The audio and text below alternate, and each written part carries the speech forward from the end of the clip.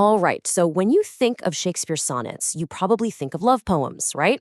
Well, let's talk about the very beginning of his famous collection, because for the first 17 sonnets, you've got to forget everything you think you know. These aren't love poems. There's something way stranger, an intense, high stakes proposal to a beautiful young man.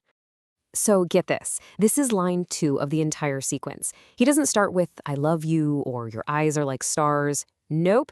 He kicks things off with a straight up accusation. You are your own worst enemy. You are being cruel to yourself. I mean, what a way to start. It immediately tells you this isn't going to be some simple story of admiration. This is an intervention. So, how does he build this incredible argument? Well, we're going to break down what is basically a full-on persuasive campaign. First, we'll look at that really strange opening. Then we'll meet the big bad guy of the story, time itself. After that, we'll dive into the amazing case he makes for having a child, see a surprising strategic shift from the poet, and finally get to the beautiful conclusion about how to live twice. Yeah, right out of the gate, Shakespeare just throws the sonnet rulebook out the window. This isn't some poet pining away for a lover he can't have. It's more like a life coach, or even a lawyer, cornering this handsome young guy and telling him, listen, you have a duty to get married and have children. The message is crystal clear. Your beauty isn't just for you. And that's really the core of it, right there. In Shakespeare's view, this young man's beauty isn't his personal property. It's more like a treasure that he's holding in trust for the rest of the world. He can't just admire it in a mirror until it fades away. No, it's a legacy. He has a moral obligation to pass it on. And if he doesn't, well, that's practically a crime. And trust me, he is not asking nicely. Just look at the language in the very first sonnet. He calls the guy a glutton. He's accusing him of greedily hoarding something that belongs to the future, what he calls the world's due. This isn't a gentle suggestion. It's a serious moral smackdown. His self-absorption is basically a form of theft from all of humanity. So now that the moral stakes are sky high, Shakespeare brings in the villain of the piece, the great antagonist that makes this whole argument feel so desperate, so incredibly urgent. And that villain is time itself, presented as this merciless, relentless force of destruction. And just listen to this incredible military metaphor he uses. Time doesn't just make you old, it lays siege to your face. And those wrinkles? Oh no, those are deep trenches being dug by a hostile army in the field of your beauty. The battle isn't coming, it's already happening. And this sense of impending doom is everywhere. Shakespeare just hits you with this rapid-fire list of decay, piling on image after image. Flowers withering, black hair turning white, massive trees losing all their leaves. And then that last one, wow, it's so chilling. All of summer's life and vibrant green being carried away on a bier, as if it's a corpse at a funeral. So, after painting this utterly bleak picture of total destruction, Sonnet 12 just drops the mic. It gives the only possible solution. Against the Grim Reaper, against time's scythe, what can you do? There's only one defense: procreation. And the word he uses is so blunt, so biological: breed. It's a plain earthly answer to a massive cosmic problem. Okay, so now we get to the heart of the sales pitch. To convince this young man, Shakespeare unleashes a whole arsenal of metaphors.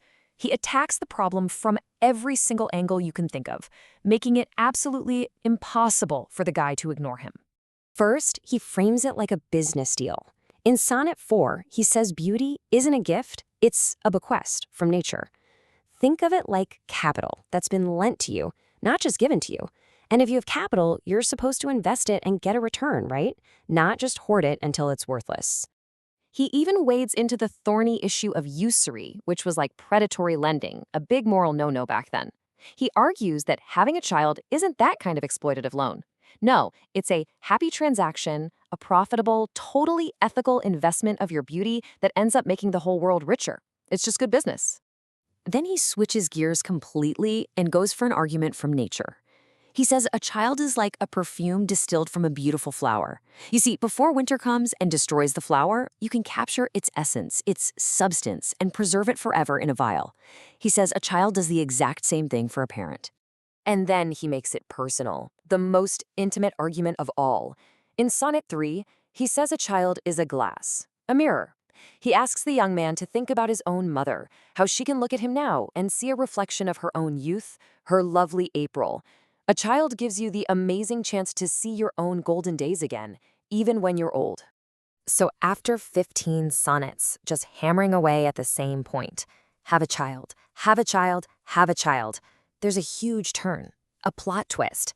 The speaker, the poet himself, suddenly steps out from the shadows and puts a brand new strategy on the table.